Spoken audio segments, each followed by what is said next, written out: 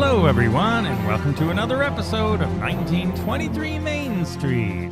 Home of the Disney Travel Podcast with the latest Disney travel news. We are your hosts. I am Mike Bellabraddock. And I'm Amelia Bellabraddock. And today, our most recent trip report, as well as some news around Walt Disney World. I guess we should say Merry Christmas, Happy Hanukkah, Happy Holidays, and everything, because it is that time of year, depending on when you are listening to this show.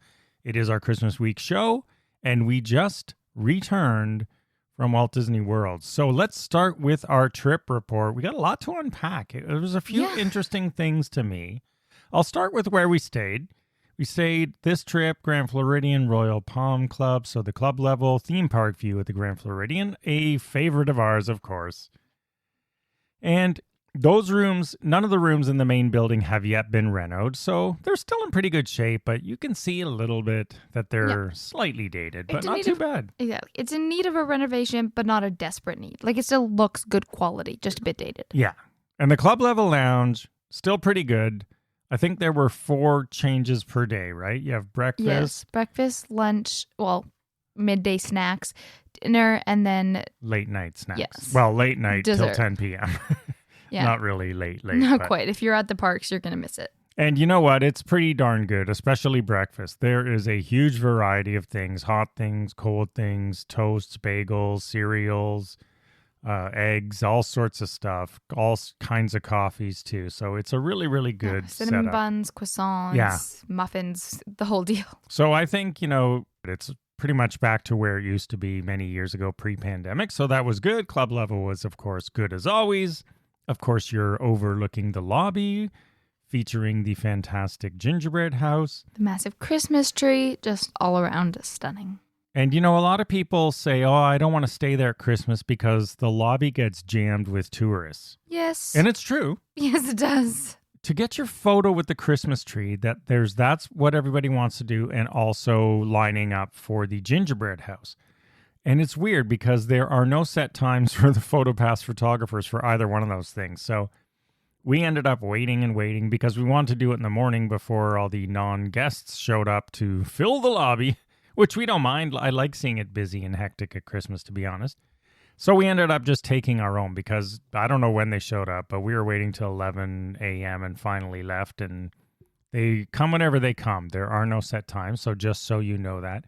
If you're a guest of club level, however, you can skip the line at the gingerbread house, which is a nice club level perk. You just tell them what you want to buy, and they get it for you and deliver it the next day. So don't leave it till the day before you check out, like we did.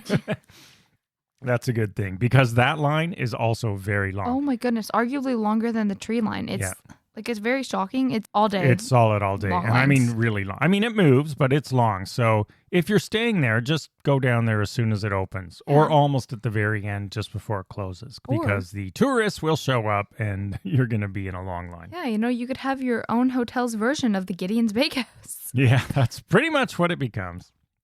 All right, let's talk about Mickey's Very Merry Christmas Party, which was a sold-out night. But I didn't think it was too bad crowd-wise. No, it was actually shockingly low crowds. Yeah. Like, it was, I think, what everyone anticipates the parties are going to be. And I don't know if they just sell more tickets for the Halloween parties or anything, but, like, especially this year specifically, the comparison was astronomical. Yeah, it's interesting. We were also at the Halloween party earlier in the year, and I'm not even sure if our night was sold out because it was one of the very first ones in August. But it felt way more crowded at the Halloween party than it felt at Mickey's Very Merry Christmas Party. So that was nice. It did not feel crowded at all. We have a couple of tips we learned. We did do a bunch of rides, Jingle Cruise, and seasonal things. I have one thing that was sort of a negative to me that I said to them. The character interactions are hard to find and really not what they used to be. I don't think I saw any characters the entire night. It was weird. It was a bit annoying. And we saw the Santa where Tiana used to be in that little gazebo before she moved into Fairy Tale Hall. That's where Santa is. But he wasn't there when we walked by. So it's just that if I had one complaint about it, it's that we didn't see any characters. And the one we could have seen, if you're a DVC member, it's pretty cool because at Gaston's Tavern, they have a special DVC member little lounge set up where you can go in and on get select nights. On select nights of the party. So during the party from, I think it was 8 till 10, you can go in. 8 to 11. 8 to 11, get a free LeFou's brew and a little brownie thing. Yeah, it was pretty good. And then Gaston. But of course, the way our night was going, we get there and Gaston was off taking a break. So we didn't even see him at the special DVC lounge thing. So anyway, overall, I thought the party was really good. I would say better than the Halloween party. Even Laugh Floor, probably one of the most underrated attractions of all. I think people think Monsters, Inc. Laugh Floor is a canned show. I don't think they realize there are live comedians interacting with people in the audience, completely unique and custom every single show. And it was Christmas themed. Yeah, so that was really impressive, actually, the way that they're like that, and the cast members like running around to the different people with the mic in the audience. Yeah, when the comedians who are the monsters, but behind the scenes there are actually talented comedians cracking on the fly jokes in the moment. So it's great. So if you haven't done it, do it because it really check it out. Yeah, you haven't been for a long time. Did you enjoy it? Yeah, I did. I think you were a little kid, so you wouldn't even remember the last. Yeah, one. I thought it was a preset show, so yeah. I was pleasantly that's surprised. What a lot of people think. So Monsters Inc. Laugh Floor, great. Even the Speedway was all decked out, and Space Mountain. So there was a lot of themed stuff going on. Space Mountain was down, so we got on the People Mover, and you get that inside view with all the lights on and all that stuff. Pretty cool. But all in all, I would say the Very Merry Christmas Party was pretty good. Now, we're going to talk about EPCOT Festival of Holidays, but here's a tip for you. You've probably read, if you're looking at this, that the cookie stroll, the official cookie stroll at EPCOT, the cookies aren't very good. People are complaining about them. I wouldn't say they're bad. I've just heard they're mediocre. Now, at the Very Merry Christmas Party, in the past, they used to have 5 or 6 stations with sort of balloon things like they do for Halloween, showing you where they are. Tortuga Tavern is one, for example. And in the past, it was always hot chocolate and brownies, the same thing at every one. Well, not this year. Disney has stepped up their game. So now you can do what we like to call the own personal cookie stroll at Mickey's Very Merry Christmas Party.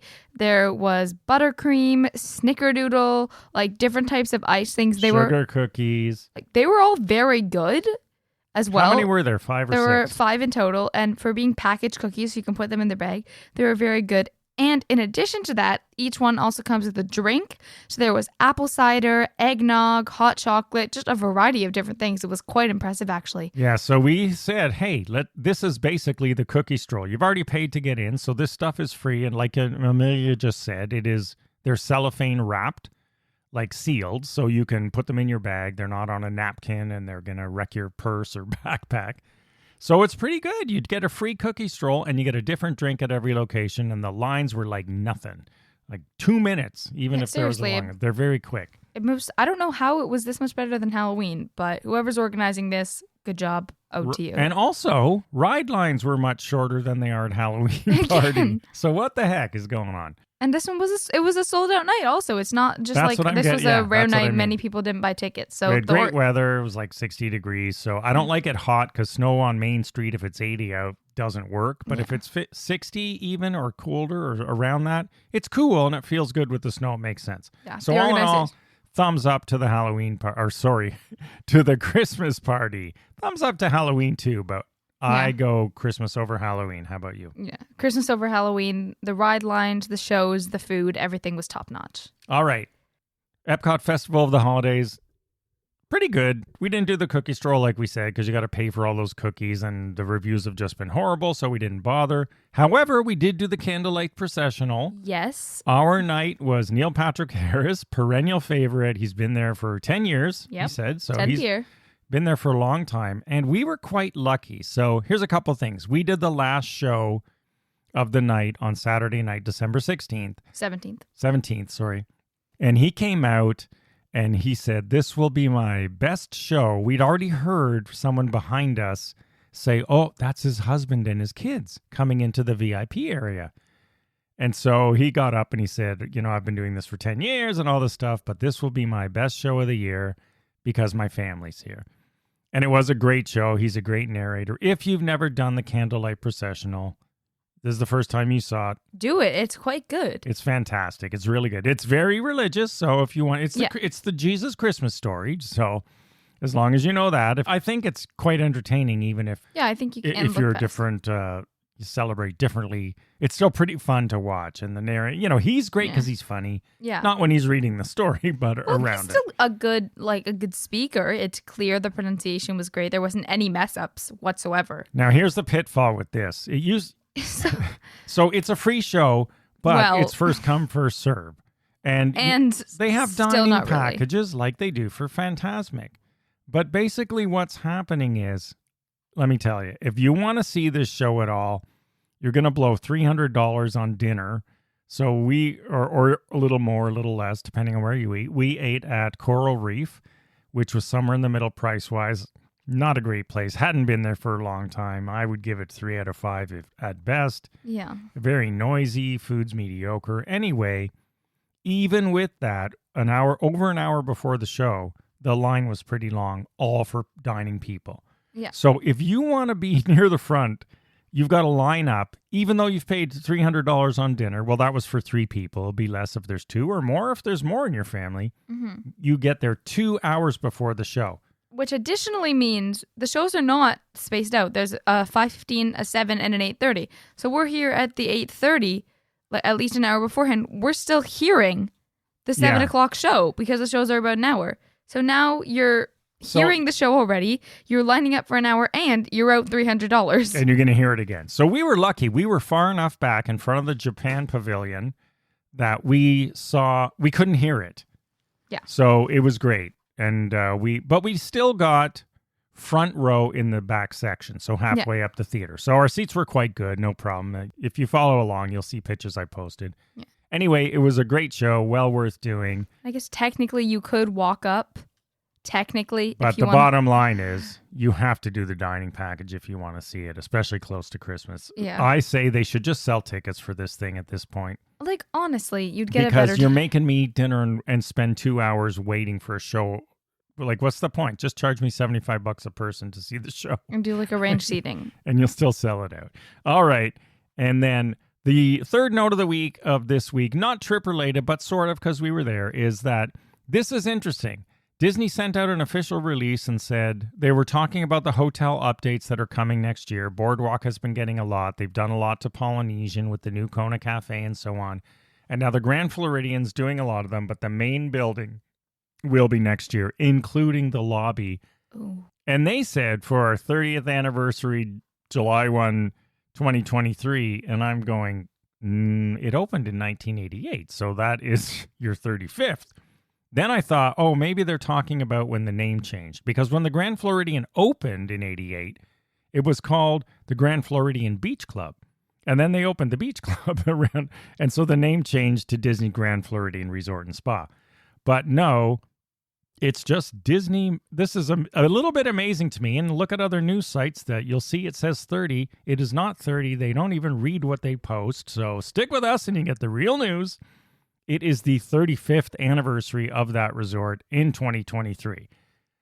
And hopefully by July 1st, they will have whatever they're doing to the lobby done and all the rooms in the main building, because we're back there. Well, we're back there in March, so we'll see what's going on. Yeah, as long as I don't think they'll want to ruin their next Christmas, so hopefully they'll have it done in under a year. Yeah, so far we're booked for the Grand in March. We're booked for the Grand in August, so we'll see what's going on.